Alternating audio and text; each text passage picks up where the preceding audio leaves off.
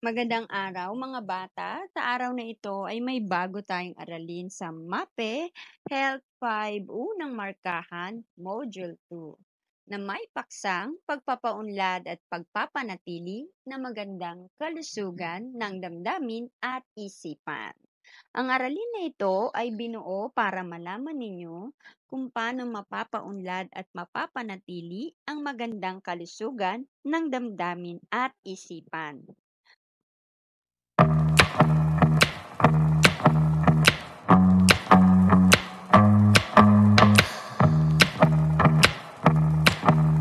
Matapos ang aralin na ito, ikaw ay inaasahang makapagbibigay ng mga paraan tungo sa pagpapaunlad at pagpapanatili sa kalusugan ng damdamin at isipan. Subukin. Lagyan ng check kung ang mga salita ay nagpapakita ng mabuting kalusugang mental at emosyonal. At X naman kung hindi. Isulat ang sagot sa iyong kwaderno. Unang bilang, sakitin. Ikalawa, nanghihina. Ikatlo, maingat. Ikaapat, masayahin. Ikalima, madaling magalit. I-pause ang video upang bigyan ng iyong pagsagot. Ika-anim, maliksing kumilos. Ikapito, maraming kaibigan. Ikawalo, madaling mapagod. Ikasyam, malawak ang pang-unawa. Ikasampu, nasusolusyonan ang mga problema. Sulat mo ang iyong sagot sa iyong sagutang papel. Tayo ay magwasto. Narito ang ating mga kasagutan. Unang bilang, X. Ikalawa, X. Ikatlo, check. Ikaapat, check. Ikalima, X. Ika-anim, check. Ikapito, check. Ikawalo, X. Ikasyam, check. Ikasampu, check. Balikan. Buuin ang pangungusap sa pamamagitan ng pagpili ng tamang salita sa loob ng kahon. Isulat ang sagot sa iyong kwaderno. Narito ang iyong pagpipilian. Tao, biyaya, sarili, pagod, ehersisyo. Unang bilang, makitungo sa ibang blank. Ikalawa, isipin ang maraming blank. Ikatlo, iwasan ang matinding blank. Ikaapat, magkaroon ng tiwala sa blank. Ikalima, magkaroon ng regular na blank. I-pause ang video upang bigyan ng iyong pagsagot. Tayo ay magwasto. Narito ang ating mga kasagutan. Unang bilang, tao, makitungo sa ibang tao. Ikalawa, biyaya. Isipin ang maraming biyaya. Ikatlo, pagod. Iwasan ang matinding pagod. Ikaapat, ito ba ang iyong isinagot? Sarili. Magkaroon ng tiwala sa sarili na kaya mo yan. Ikalima, magkaroon ng regular na ehersisyo. Sana'y nakakuha ka ng 5 puntos. Tuklasin. Isaayos ang mga titik upang mabuo ang salita na nagpapakita ng malusog na damdamin at isipan. Isulat ang sagot sa iyong kwaderno. Unang larawan. I-pause ang video upang bigyan ng iyong pagsagot. Ikalawa, masdan ang larawan. Isulat mo ang iyong sagot sa iyong sagotang papel. Ikatlo, ito naman ang ating larawan. I-pause ang video upang bigyan daan ng iyong pagsagot. Ikaapat na larawan, isulat mo ang iyong sagot sa iyong sagotang papel. At para naman sa ikalimang bilang, isulat mo ang iyong sagot sa iyong sagotang papel. Tayo ay magwasto. Sa unang bilang, ang isinagot mo ba ay picnic? Sa sumunod na bilang, ikalawa, ang isinagot mo ba ay kaibigan? Marami ka bang kaibigan? Sa ikatlong larawan, ang isinagot mo ba ay paglalaro? At para naman sa ikaapat, ang sagot naman ay ehersisyo. Kailangan ng ating katawan ito. Sa ikalimang larawan, pagtulog. Sana'y nakakuha ka ng 5 puntos. Suriin. Ang pagkakaroon ng masayahin at positibong pag-iisip ay mainam para sa kalusugan at mahabang buhay. Ang mabuting pakikitungo sa kapwa ay isang paraan upang magkaroon ng magandang kalusugan. Narito ang ilan sa mga paraan upang magkaroon ng malusog na damdamin at isipan. Regular na pag-eehersisyo, wastong paggamit ng oras, pagtutulungan sa mga gawain, suporta mula sa kapamilya at kaibigan, mga pamamaraan na pampalubag loob. Narito ang mga paraan upang mapaunlad at mapanatili ang magandang kalusugan ng damdamin at isipan. Dapat ay naniniwala na ang pag-aaral ay walang katapusang proseso. Hindi dapat nababakante ang utak. Nirerepaso dapat ang mga kaalaman. Magbasa lagi ng librong pang-intelektual para maging matatag ang lohikal at kritikal na pag-iisip. Pumili ng kaibigan o ilang kaibigan na magiging confident o mapagkakatiwalaang pagbahagian ng mga nararamdaman. Hindi kailangan na marami. Ang maunti o isa ay sapat na. Magkaroon ng maayos na komunikasyon, hindi lamang sa mga taong nasa paligid, kagaya ng magulang, kapatid, kaklase o kaibigan, kundi pati na rin sa sarili. Dapat ay nagninilay ang isang tao sa kanyang mga ginawa at sinabi. Ito ay intrapersonal na kakayahan. Pagyamanin. Punan ang patlang sa pamamagitan ng pagpili ng angkop na salita sa loob ng panaklo. Isulat ang sagot sa iyong kwaderno. Una, nakasasama sa ating kalusugan ang sobrang blank. Stress, kalmado. I-pause ang video upang bigyan daan ng iyong pagsagot. Ikalawa, nakapagpapalakas sa ating katawan ang regular na blank. Pag-eehersisyo, pagpupuyat. Isulat mo ang iyong sagot sa iyong sagotang papel. Para naman sa ikatlong bilang, nakatutulong sa emotional na kalusugan ng tao ang blank. Pakikipag-away, pakikipagkaibigan. Ikaapat, nagpapakita ng may mabuting relasyon sa isa't isa ang blank.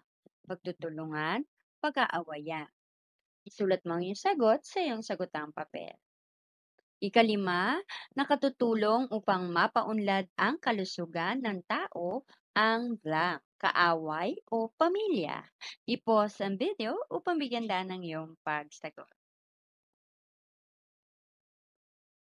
Tayo ay magwasto.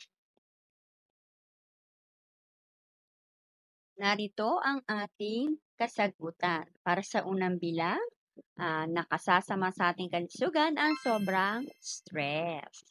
At sa ikalawang bilang, nakapagpapalakas sa ating katawan ang regular na pag-eehersisyo. Sa ikatlong bilang, nakakatulong sa emosyonal na kalusugan ng tao ang pakikipagkaibigan. At sa ikaapat, nagpapakita ng may mabuting relasyon sa isa't isa ang pagtutulungan. Sa ikalimang bilang, nakatutulong upang mapaunlad ng kalusugan ng tao ang pamilya. Sana'y nakakuha ka ng 5 puntos. Isa-isip. Ano-ano ang mga paraan upang mapaunlad at mapanatili ang magandang kalusugan ng damdamin at isipan? Isulat sa sagutang papel. I-pause ang video upang bigyan daan ng iyong pagsagot. Tayo ay magwasto. Narito ang aking halimbawang sagot. Huwag mahihiyang humingi ng tulong o advice kapag nakararamdam ng depresyon. Dapat ay nagdinilay ang isang tao sa kanyang mga ginawa at sinabi. Pumili ng kaibigan na mapagkakatiwalaan. Magbasa ng aklat upang marepaso ang kaalaman. Ipasa mo ang iyong sagot sa ating Google Classroom. Isagawa. Puna ng patlang ng mga salita mula sa kahon upang makabuo ng makabuluhang pangungusap. Gawin ito sa inyong sagutang papel. Narito ang iyong pagpipilian. Mental, maingat, pamilya, kalusugan, emosyonal, pangalagaan. Ang ating blank ay mahalaga, kaya dapat natin itong blank. Ang ating blank ay nakatutulong upang magkaroon ng magandang kalusugang blank at blank dahil sila ang ating nakakasama araw-araw. I-pause ang video upang bigyan daan ng iyong pagsagot. Tayo ay magwasto. Narito ang ating kasagutan. Ang ating kalusugan ay mahalaga. Kaya dapat natin itong pangalagaan. Ang ating pamilya ay nakatutulong upang magkaroon ng magandang kalusugang mental at emosyonal dahil sila ang ating nakakasama araw-araw. Tayahin. Isulat ang tama kung ang pangungusap ay nagpapakita ng paraan tungo sa pagpapaunlad at pagpapanatili sa kalusugan ng damdamin at isipan. At mali naman kung hindi. Gawin ito sa inyong kwaderno. Unang bilang, ang taong may malawak na pangunawa ay kinagigiliwan. Sulat mo ang iyong sagot sa iyong sagutang papel. Ikalawa, ang mabuting pakikitungo sa kapwa ay nakapagpapalubag ng loob. I-pause ang video upang bigyan daan ng iyong pagsagot. Ikatlong bilang, ang pagkabalisa ay nagpapakita ng pagkakaroon ng malusog na isipan at damdamin. I-pause ang video upang bigyan daan ng iyong pagsagot. Ikaapat, ang pagtutulungan sa mga gawain ay nagpapakita ng may mabuting relasyon. Sulat mo ang iyong sagot sa iyong sagutang papel. Sa ikalimang bilang, ang pagkakaroon ng maraming problema ay maaaring magdulot ng mabuti sa katawan. Ika-6, ang sobrang pagkapagod o stress ay hindi nakaaapekto sa pangkalahatang kalusugan ng tao. I-pause ang video upang bigyan daan ng iyong pagsagot. Sa ikapitong bilang, ang pagiging palakaibigan ay nakatutulong upang magkaroon ng magandang kalusugang sosyal.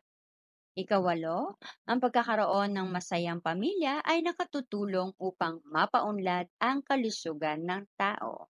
Isulat mo ang iyong sagot sa iyong sagutang papel. Ikasyam, ang aktibong pagsali sa mga gawain ay nakatutulong para magkaroon ng malusog na isipan at damdamin. Ikasampu, ang may malusog na damdamin at isipan ay marunong maglutas ng problema at mga pagsubok sa buhay. I-pause ang video upang bigyan daan ng iyong pagsagot. Tayo ay magwasto. Narito ang ating mga kasagutan. Sa unang bilang, tama. Sa ikalawang bilang, tama. Sa ikatlong bilang, ang sagot ay mali. Sa ikapat, tama. Sa ikalimang bilang, mali. Sa ikanim, mali. Sa ikapitong bilang, tama. Sa ikawalo, tama. Sa ikasyam, tama. Ikasampu, tama. Sana'y nakakuha ka ng 10 puntos. Para naman sa inyong karagdagang gawain, nais kong sagutin mo ang tanong na ito. Paano natin mapapaunlad at mapapanatili ang magandang kalusugan ng damdamin at isipan? Magbigay ng 5 pamamaraan, isulat ang sagot sa iyong kwaderno. Tayo ay magwasto. Narito ang aking halimbawang sagot. Ang batang tulad ko ay dapat na magbasa lagi ng librong pang-intelektual para maging matatag ang lohikal at kritikal na pag-iisip. Gamitin ang oras sa kapaki-pakinabang na gawain. Panatilihin ang pagpapahalaga sa sarili. Maging bukas sa pakikipagkomunikasyon at kumain ng masustansyang pagkain at mag-ehersisyo. At diyan nagtatapos ang ating aralin sa araw na ito. Sana'y marami kang natutunan. Please click on like, share, and subscribe button. Also the notification bell so you won't miss any of my videos. Thank you!